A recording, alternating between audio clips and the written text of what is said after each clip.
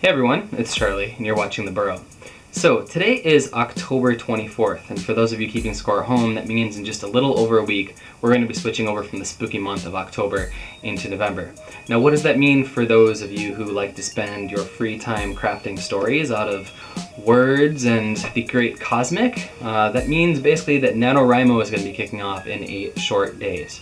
I don't know about you, but this is my first time actually going through with NaNoWriMo. I've written plenty of longer pieces, I suppose, that always end up in a drawer unfinished, but I'm hoping that NaNoWriMo will be the impetus this year for me to actually finish out a novel-length piece. For those of you who don't know, NaNoWriMo stands for the National Novel Writing Month. It happens every November, and the idea is that from the beginning of November to the end of November, you will write a 30 to 50,000 word piece of literature, right? It's a really big deal. I know that Emily, my partner in crime on this channel, has never done this challenge before. I've never done it before, so I've been really sort of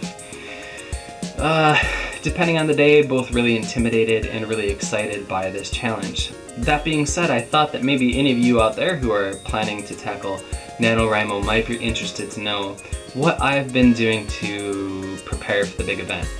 Before I get started, I do want to point out that next week, November 1st, 9 p.m. Eastern something time, we are going to be having a first day of NaNoWriMo live stream here on the Burrow.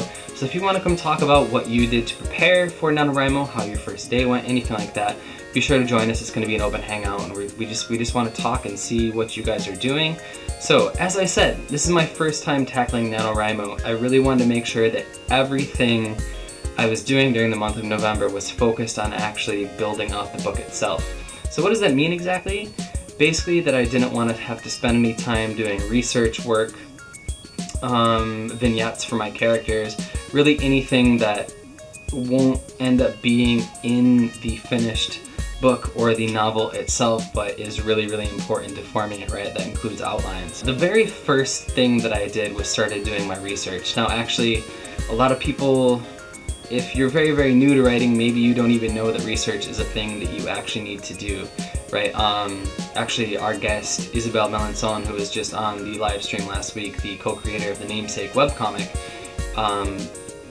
very sort of nicely tweeted out this comment that was basically like, yes, you should write what you know, but if you don't know something, you can research it and then suddenly you know it, right? And then you can write about it. So long story short, research is super important. So for me, this meant going to my local library, the library in Fukui City, this neighboring city about 20 minutes away, to look into some old maps, into some microfilm, so I get an idea of what my city, where I'm basing my story, what it looked like in the late 19th century, get an idea of clothing, food, religion, all these other things, right?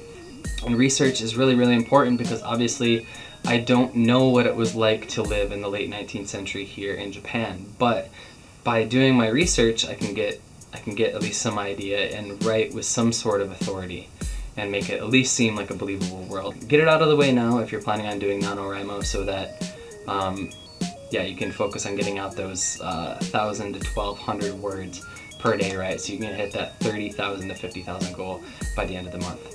Another thing that I did that I actually don't really ever do all that much is I actually completed an outline. This morning I completed it for my finished piece. It's really rough, but for me it seems like a really complete thing. I know sort of a beginning and middle of end of my story. I know some sort of really important events that are going to take place in between those really important points.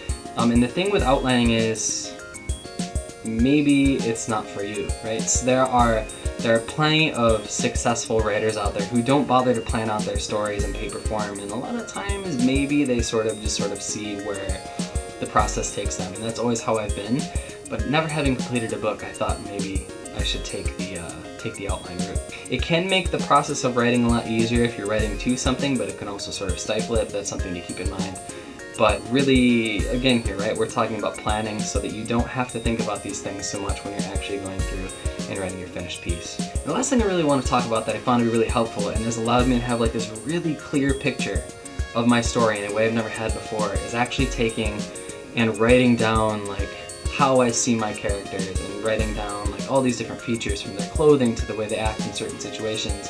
But not just that, actually sitting down and writing vignettes for my characters, which is a time-consuming process, but as opposed to just sitting down there and going, oh, like, okay, well, my main character is a young lad who doesn't like monsters. Anyway, oversimplifying.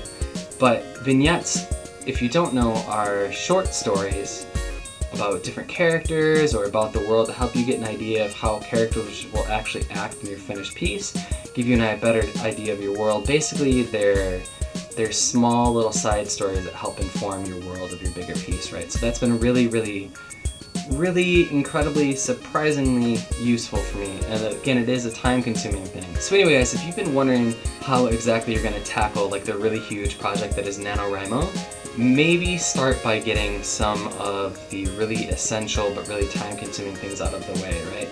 You are not allowed to count any work, any of your prose that is written before November 1st towards the finished NaNoWriMo goal of 30,000 to 50,000 words. Research, vignettes, anything like that that isn't used like word for word in the NaNoWriMo piece is fair game, right? So get this stuff out of the way first. Save yourself a lot of pain and heartache.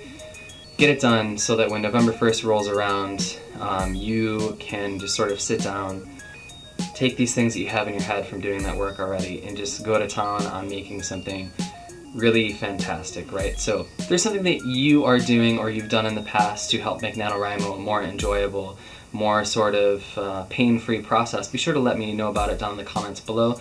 Like I said, if you are doing NaNoWriMo, please, November 1st at 9 p.m. Eastern Standard Time, 10 a.m. Japanese Standard Time on November 2nd, please go ahead and join us on our open live stream here on the Burrow. We'd love to hear what you're doing, love to hear what you're working on, so we can sort of build out this community, right? So anyway, guys, thanks as always for watching. If you haven't subscribed to the channel, be sure to do so. Your support means everything. Like this video if you did in fact like it, and go write something awesome. So I did this parody comic, and then I did this offhand drawing of like, wouldn't it be cool if there was an idea where people had powers to go to other worlds because of me? The minion was like, yeah.